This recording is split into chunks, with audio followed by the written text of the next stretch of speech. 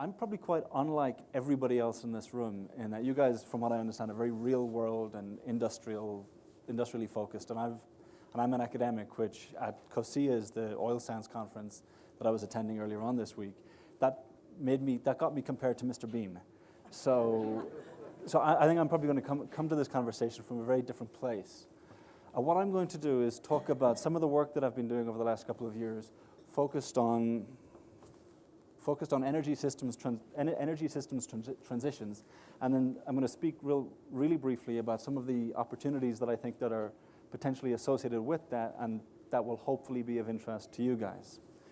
So all of my work is sort of contextualized in this post-Paris world, where we look at historical emissions from historical CO2 emissions from that are of an anthropogenic source, going back over time. And in December of 2015, the world, so 197 countries agreed that we wanted to limit climate change and global warming, et cetera, to no more than 1.5 or 2 degrees Celsius above pre-industrial levels. So that meant that we needed to get sort of emission levels down to something like this, which corresponds to taking an awful lot of CO2 out of the atmosphere by the end of the century. And at the time, this was sort of hailed as a really huge success. And this image got shared around a lot. And that's awesome, except that I always think that this guy on the left hand of the picture, he's got his hand behind his back and his fingers crossed, because this is physically possible. This goal, physically possible for sure, technically yes, but incredibly challenging.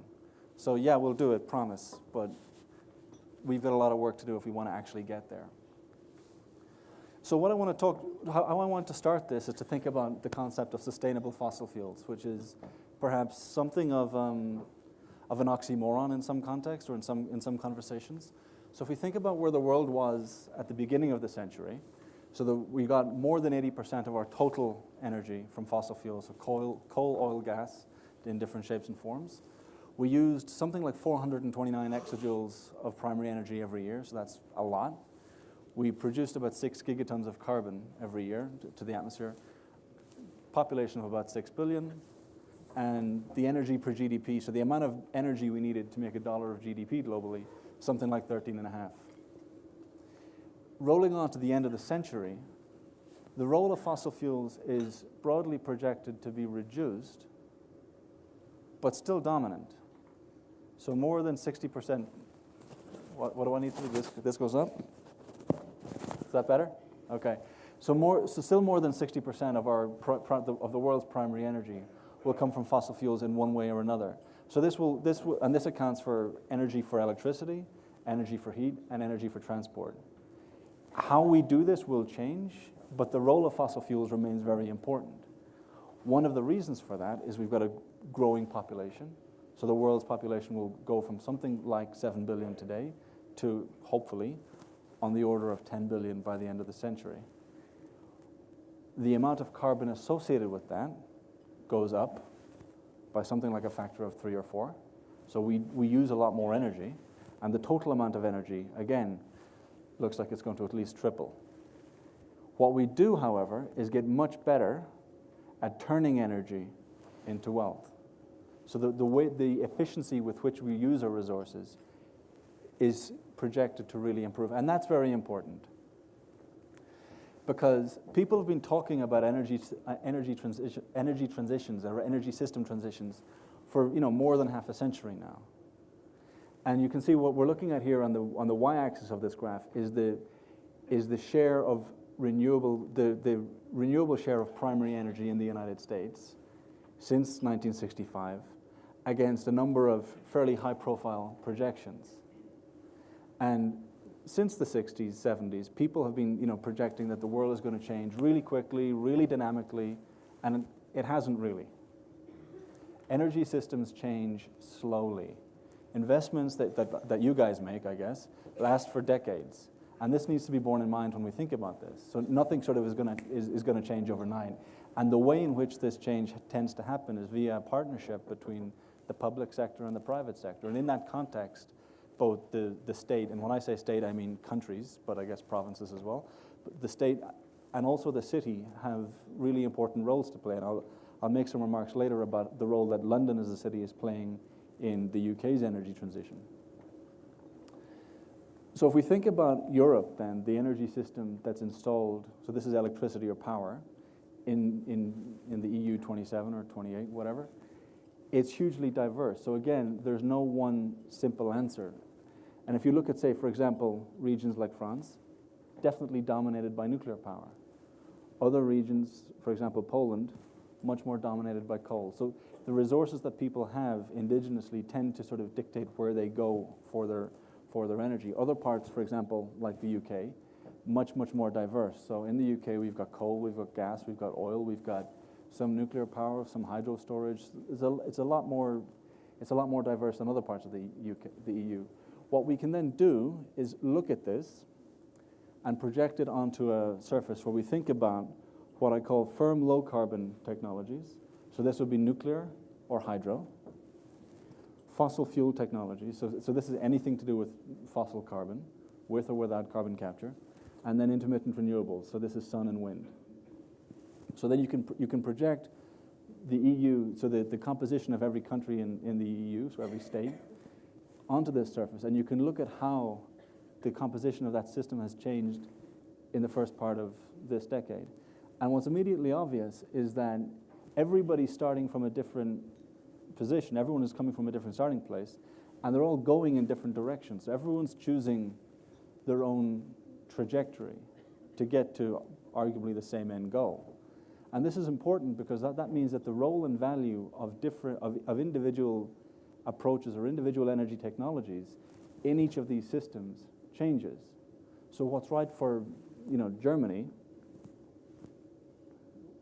Germany isn't necessarily the same thing as what's right for France or what's right for the UK. So this is really important when we think about how we should use different technologies or what approaches we should employ in pursuing these changes. The other thing as well, and again, so what we can do is take that projection and look at the UK in the 1960s and run this forward to 2050. And what you can see, if you guys can, is this red line is how the UK's energy system has changed in this intervening sort of half century. Relatively slowly, slow and steady progression as new technologies became available. The rate of change in these various gone green scenarios is unprecedented. And again, so this really doesn't happen without a strong interaction between the state and the private sector. So how do you then do that? I mean, and the key point here that I want to make is that there's absolutely no single bullet, no single silver bullet to securing this transition.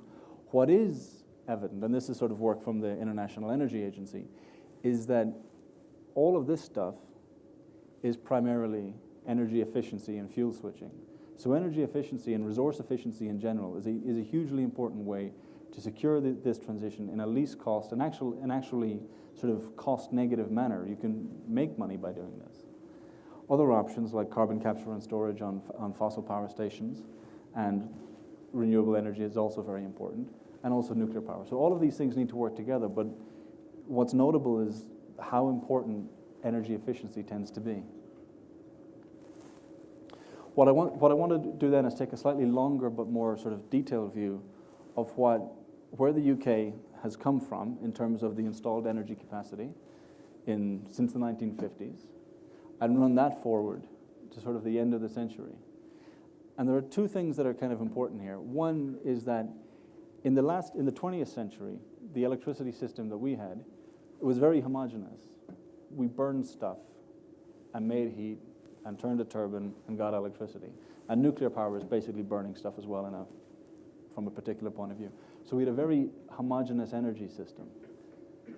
The picture for the 21st century is much more diverse, many more moving parts. We have a lot more capacities. We have to build more stuff. We need more assets. This means a lot more infrastructure and a lot more activity in that space.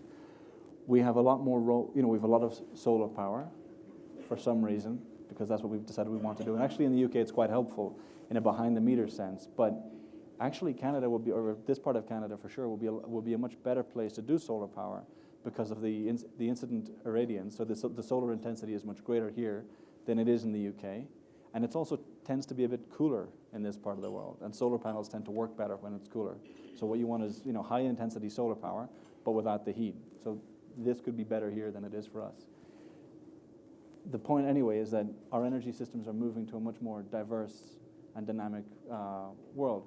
What that means is that the way in which they operate and the demands that will be placed upon individual generators and individual actors within that system will really change. So this is looking at the UK in 2030, 40, and 50. And the one thing that I don't want to get into all of the detail, but one thing that's really striking is that the amount of noise in the signal here really increases. So everything that's under this thick black line is thermal power, so coal, gas, and nuclear power. And then the light blue hatching is wind, and you can't really see the sun because the UK is not all that sunny. But what is really important is that the way in which these systems need to operate really changes an awful lot. So that means we need to think about designing new technologies, and this can be in terms of fast response thermal power plants. This can be in terms of demand management, so understanding how to move demand to a time when there is more renewable power available, for example, to make better use of it. This can also be in terms of energy storage. So understanding how the system is likely to change then allows us to get insight into which types of technologies and what characteristics of those technologies will be most valuable in this new paradigm. So what this means then is that we need to take what I call a multi-scale perspective on this problem. So we need to understand how technologies and decisions that we make at a fairly small level, so this could be battery technologies for energy storage, or it could be large pumped hydro systems for energy storage or nuclear power plants. All of these things interact with each other across varying length and time scales, but they all interact with each other. So no decision is made in isolation. It's all part of a complex energy system.